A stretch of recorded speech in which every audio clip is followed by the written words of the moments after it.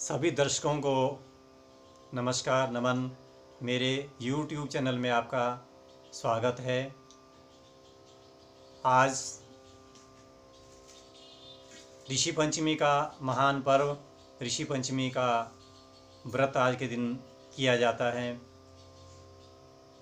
ऋषि परंपरा से हम लोग हैं, ऋषि की ही संतान हैं। ऋषियों को याद करना चाहिए और विशेष करके आज का दिन तो ऋषियों को याद करने का है, ऋषियों से आशीर्वाद लेने का है।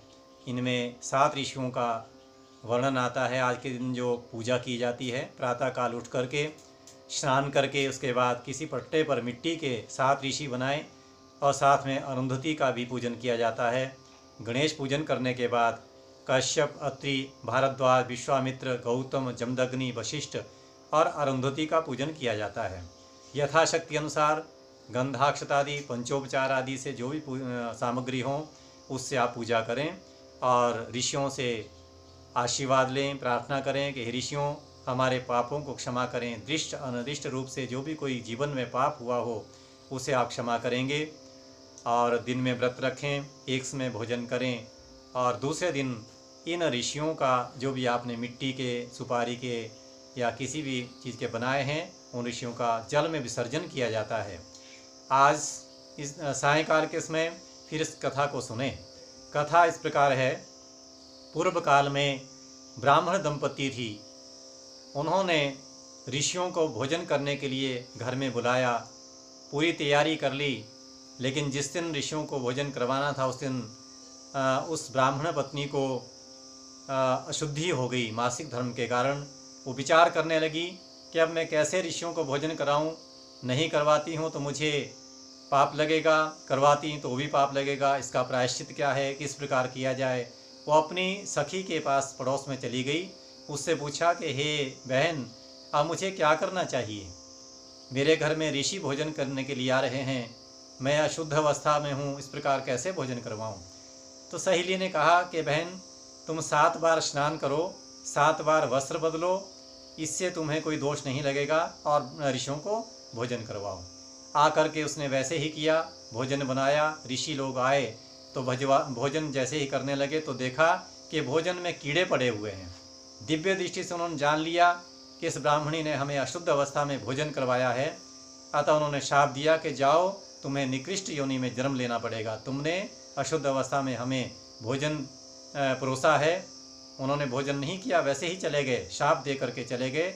दूसरे जन्म में ब्राह्मणी तो कुतिया बनी और जो ब्राह्मण था वो बैल का रूप धारण किया उसने और अपने बेटे के घर में ही रहने लगे, क्योंकि उन्हें पूर्व जन्म की याद थी कि हमने अशुद्ध अवस्था में ऋषियों को भोजन परोसा था, इस कारण हमें ये शाप मिला है। एक दिन क्या हुआ कि उनका जो बेटा बड़ा धार्मिक था, उसने ब्राह्मणों को भोजन करने के लिए, श्राद्ध था अपने माता पिता का श्राद्ध करने के लिए, ब्राह्मणों को भोजन के लिए आमंत्रित किया। उसकी पत्नी ने भोजन बनाया, खीर बनाई और अपने किसी काम में लग गई। इतने में क्या हुआ कि वहाँ पे सर्प आया और सांप ने उस खीर में विष उड़ेल दिया। ऐसा वो कुतिया देख रही थी। उसने विचार किया कि मेरे बेटे को बहुत पाप लगेगा, ये इसमें सर्प ने विष उड़ेल दिया है, इसका विष जो है उन ब्राह्मणों को मार देगा। इसलिए उस कुतिया ने उनको देख करके देखते देखते उस खीर में मुंह डाल दिया। ऐसा देख करके उस बेटे की पत्नी ने वो सारी खीर गिरा दी और दोबारा भोजन बनाया और कुतिया को बहुत पीटा। उस दिन उसको भोजन भी नहीं दिया। ऐसा जब हुआ तो बड़ा क्लेश हुआ। कुतिया ने अपने पूर्व के पति बैल से बात कही कि आज जो है इन्होंने ऐसा किया जिसके कारण मैंने उस खीर को जूठा किया ताकि वो ब्राह्मण मृत्यु को प्राप्त ना हो और उनको पाप ना लगे।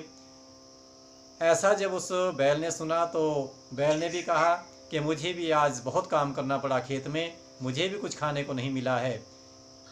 हे कुतिया, तेरे ही कारण पूर्व जन्म में तूने अशुद्धि अवस्था में ब्राह्मणों को, उन ऋषियों को भोजन करवाया था, जिसके कारण हमें यह दुख झेलना पड़ रहा है। ये बात उनका बेटा सुन रहा था।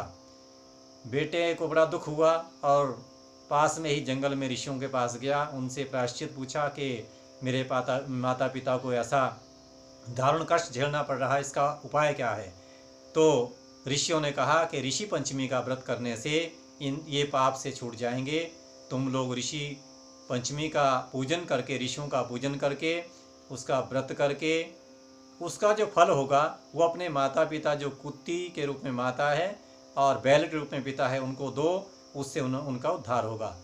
बेटे ने और बहू ने उनके वैसा ही किया और उसका संपूर्ण फल अपने जो भी वहाँ पर कुत्ती के रूप में माता और बैल के रूप में पिता थे उनको दिया। उसका फल प्राप्त करते ही देखते उनका उद्धार हो गया। दिव्य स्वरूप धारण करके आकाश विमान आया और उनको उत्तम गति प्राप्त हुई। इस प्रकार यह व्रत जो है बहुत पुण्यदायक है और सब पापों को विनाश करने वाला है। इस व्रत को करने से महान पुण्य की प्राप्ति होती है। आशा है आपको मेरा वीडियो पसंद आया होगा।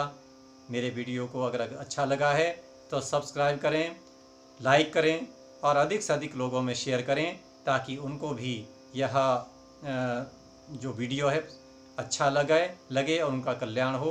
भगवान कृपा करें।